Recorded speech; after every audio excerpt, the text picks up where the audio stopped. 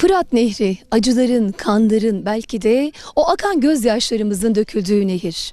Kerbela ağlar, Rukiye dizini döverek ağlar, der ki Fırat'ta, söyle Fırat derdin ne senin?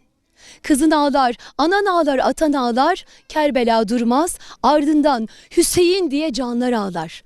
Evet, söyle Fırat derdin ne senin?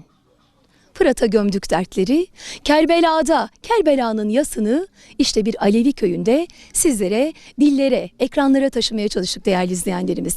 Sazın sözün var olsun Dinçer Güngör. Sevgili izleyenlerimiz, Afyonşehir Bozan köyündeyiz. Gerçekten gelenek ve göreneklerine sahip çıkan, kültürünü taşıyan bir köydeyiz. Alevi Türkmen köyündeyiz. Muhtarımız var yanımızda, Dinçer Güngör'e mikrofon uzatacağız. Sayın Muhtarım, nasılsınız? Teşekkür ederim. Sizler kadar genç muhtarları gördüğümüz zaman daha da mutlu oluyoruz.